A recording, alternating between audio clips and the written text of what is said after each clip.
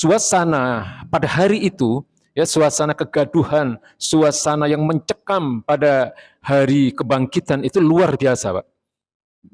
Bapak-bapak bisa lihat di surat Abasa. Yaumal yafiru mar'u min akhih. Pada hari itu seseorang itu sudah nggak peduli lagi dengan saudaranya. Dia kenal ini siapa, ini siapa, ini siapa, dia kenal, tapi dia nggak peduli.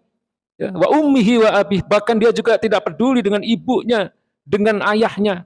Wa sahibatihi wa banih, bahkan dia juga tidak peduli dengan istrinya, dengan anak-anaknya.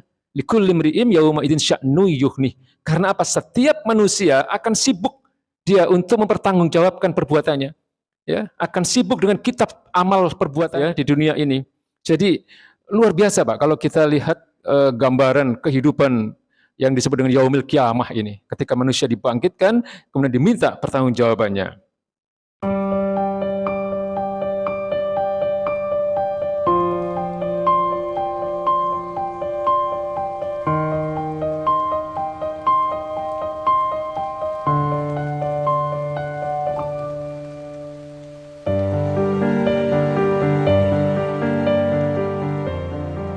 Fase-fase kehidupan manusia. Hanya Islamlah satu-satunya yang mampu menerangkan dengan jelas fase-fase kehidupan manusia.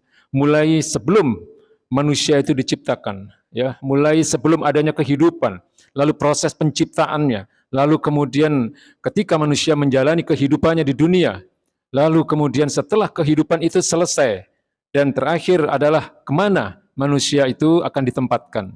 Hanya Islam yang mampu menjelaskan secara detail, ya, secara jelas dengan logika yang sangat bisa diterima, ya, karena pada dasarnya seluruh ajaran Islam ini berlandaskan dalil-dalil yang akliyah, Pak, dalil-dalil yang rasional, ya, sehingga ketika kita mengimani sesuatu yang gaib itu sebenarnya sudah diawali dengan proses dalil akliyah, dalil-dalil yang rasional.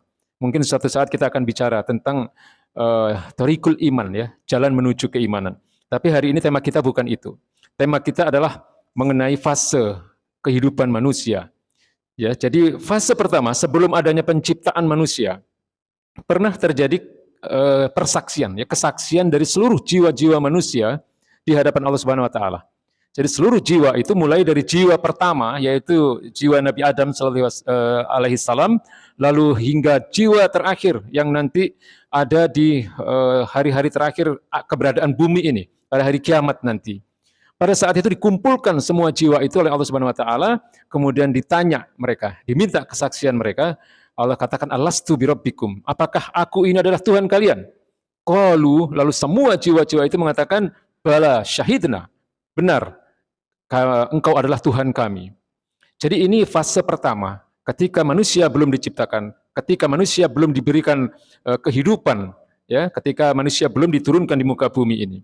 Lalu kemudian berlanjut kepada proses penciptaan itu sendiri. Ketika Allah Subhanahu wa taala berkata kepada para malaikat, ya, di surat Al-Baqarah ayat 30 Allah katakan, wa idz qala rabbuka lil malaikati inni ja'ilun fil ardi khalifah. Dan ingatlah ketika Rabbmu, ya, akan menciptakan atau ingin menjadikan khalifah, ya. Artinya khalifah itu artinya pengganti, ya. Jadi secara bahasa maknanya adalah pengganti. Dalam hal ini Allah ingin menciptakan manusia dalam rangka untuk menggantikan Allah Subhanahu wa taala untuk ngurusin dunia ini. Ya, wa idz qala rabbuka lil malaikati inni ja'ilun fil ardi khalifah. Ya. Lalu kemudian ada penentangan dari malaikat, lalu malaikat beristighfar dan seterusnya. Ya. Lalu kemudian proses itu berlanjut ketika manusia kemudian diciptakan oleh Allah Subhanahu wa taala dari tanah. Ya, jadi kita tahu bahwa nenek moyang kita Adam itu berasal dari tanah. Wa min ayatihi an khalaqakum min turab. Summa idza antum basyarun tantashirun. Ya. Allah katakan, dan di antara tanda-tanda kekuasaan Allah Subhanahu wa taala adalah penciptaan terhadap kalian yang bermula dari turab. Turab itu tanah. Summa antum idza basyarun tantashirun. Kemudian kalian beranak pinak, kalian berkembang biak, kalian bertebaran di atas muka bumi ini. Ya, jadi ini proses ketika kemudian Allah Subhanahu wa taala menciptakan manusia dan kehidupannya di dunia ini. Tapi kemudian Allah Subhanahu wa taala memberikan satu peringatan bahwa meskipun manusia itu bisa menikmati apapun yang telah disediakan oleh Allah Subhanahu wa taala di atas muka bumi ini, tapi jangan lupa bahwa sebenarnya misi utama penciptaan manusia oleh Allah Subhanahu wa taala ini adalah untuk mengurusin dunia ini, ya, menggantikan apa yang sebenarnya adalah merupakan milik Allah Subhanahu wa taala ini. Ya, bahwa manusia diberikan tugas, diberikan misi dalam penciptaannya di muka bumi ini adalah untuk ngurusin dunia ini. Dan dalam seluruh proses pengurusan atas dunia ini, itulah yang disebut dengan ibadah. Ketika itu dilakukan semata-mata hanya untuk mengharap ridha Allah Subhanahu wa taala. Allah katakan, "Wa ma khalaqtul jinna wal insa illa liya'budun." Dan tidaklah aku ciptakan jin dan manusia kecuali hanya untuk beribadah kepadaku. Ya. Jadi misi utama penciptaan manusia itu untuk ibadah di atas muka bumi ini, Pak, di dunia ini. Ya, dalam hal ini bukan berarti bahwa hidup kita ini hanya untuk sholat, hanya untuk puasa, hanya untuk haji atau zakat atau baca Quran, tidak. Karena dalam ibadah kita tahu ada ibadah mahdoh dan ada ibadah ghairu mahdoh. Ya, ibadah mahdoh adalah ibadah yang murni, yang merupakan interaksi kita dengan Allah Subhanahu wa taala, termasuk seperti yang baru saja kita laksanakan tadi, salat Isya, salat tarawih, ya, kemudian puasa itu sendiri, itu adalah ibadah-ibadah mahdoh. Ibadah yang murni, yang merupakan wujud dari interaksi antara manusia dengan penciptanya. Tapi ada ghairu mahdoh, ibadah-ibadah di mana manusia diberi kebebasan untuk melakukan aktivitasnya di atas muka bumi ini, berinteraksi dengan sesama manusia. Nah, disinilah kemudian Allah membuat satu aturan, hukum-hukum yang di dalam Al-Quran itu terkait dengan perintah-perintah dan larangan, Pak. Inilah yang disebut dengan syariat Islam. Dan manusia itu diwajibkan untuk berjalan di atas muka bumi ini sesuai dengan syariat Islam. Sesuai dengan misi penciptaannya itu sendiri, yaitu untuk beribadah kepada Allah Subhanahu wa taala. Artinya apa?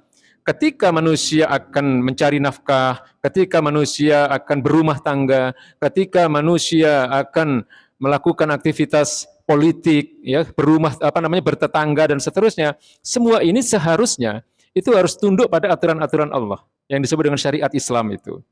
Ya. Nah, inilah sebenarnya misi utama penciptaan manusia di atas muka bumi ini. Lalu ketika proses ini selesai, ya, misi manusia itu selesai, maka ada yang disebut dengan kematian, ya. Allah katakan kullu nafsin dha'iqatul maut. Ya, bahwa setiap yang berjiwa itu pasti mati. Ya, setiap yang berjiwa itu pasti akan dicabut nyawanya. Ya, jadi ini harus kita pahami, Pak, bahwa hidup kita itu kalau sudah selesai di dunia ini, sudah nggak ada lagi harapan kita untuk melakukan perbaikan. Makanya kehidupan kita di dunia ini harus benar-benar kita gunakan untuk apa yang menjadi tujuan dari penciptaan kita itu sendiri. Ya, yaitu untuk menghamba kepada Allah, beribadah kepada Allah Subhanahu wa taala. Baik dalam ibadah yang sifatnya ibadah mahdoh maupun ibadah-ibadah ghairu mahdoh. Nah, setelah kemudian manusia dimatikan, ya, lalu ada yang disebut dengan yaumil qiyamah, hari kebangkitan. Manusia dihidupkan kembali, Pak. Ya, ada yang disebut dengan yaumil qiyamah. Ini sama istilahnya dengan yaumil hisab, hari penghitungan. Kemudian ada yaumiddin, hari pembalasan. Ya, jadi ini istilah-istilah yang merujuk pada satu hari di mana manusia akan dibangkitkan, dihidupkan kembali setelah kematiannya di dunia ini. Untuk apa? Untuk diminta pertanggungjawabannya. Ya, untuk dihitung apa yang sudah dia lakukan di dunia. Nah, untuk itu manusia itu enggak repot-repot. Artinya manusia akan melihat sendiri nanti. Ya, Allah katakan Iqra kitabaka, baca ini kitabmu, kitab amal perbuatanmu selama di dunia.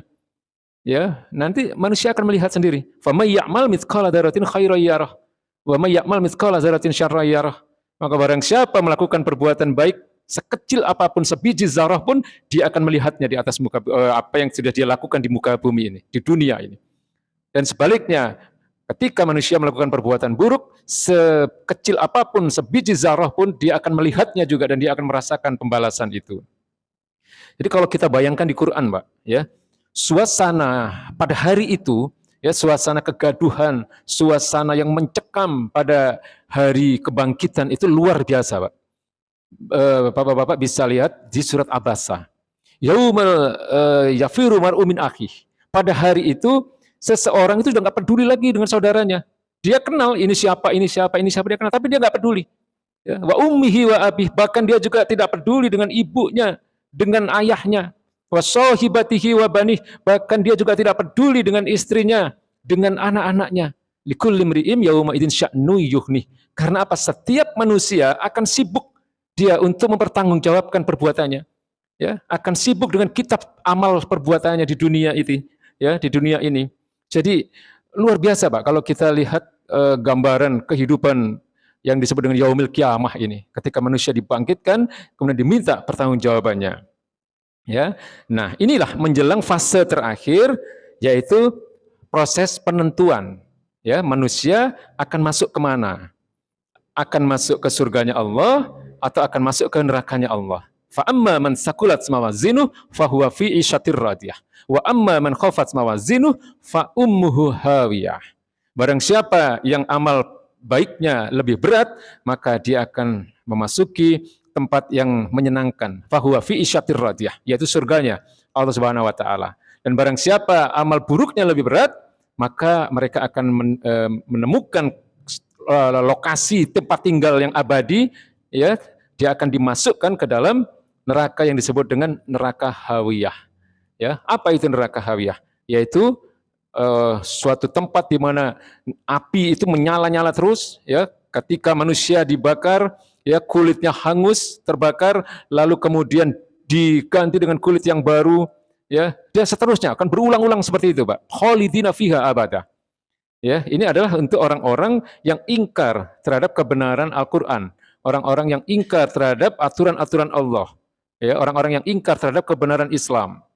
Ya, jadi hati-hati kita hidup di dunia ini, banyak orang yang coba-coba coba-coba ketika mereka tidak percaya akan apa yang dikatakan oleh Allah Subhanahu wa taala dalam Al-Qur'anul Karim. Ini semua mutlak, kebenarannya absolut, kebenarannya 100%, Pak.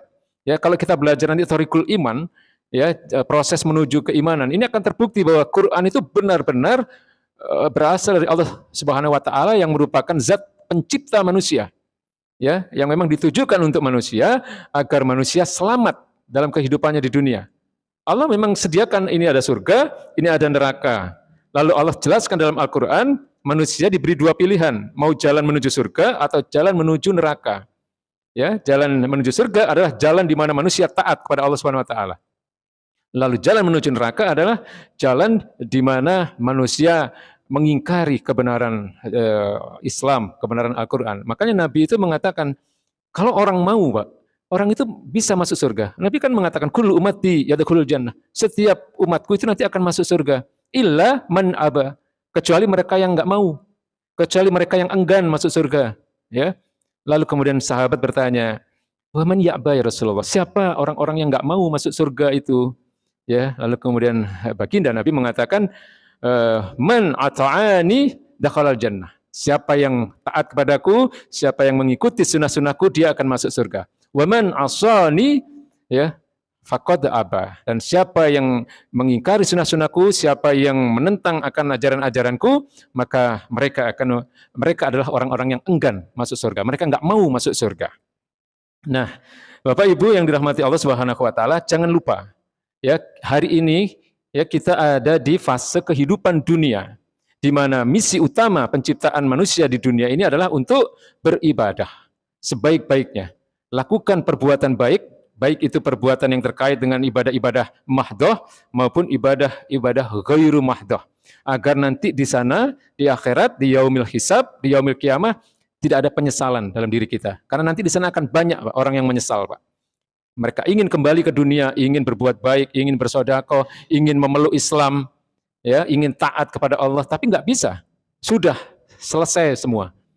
Ya, nah disinilah kita jangan lupa untuk selalu memohon hidayah kepada Allah Subhanahu wa taala agar Allah berikan kemudahan, ya, bagi kita untuk melaksanakan ibadah, untuk taat kepada Allah Subhanahu wa taala, dan semoga Allah ampuni semua dosa-dosa yang pernah kita lakukan.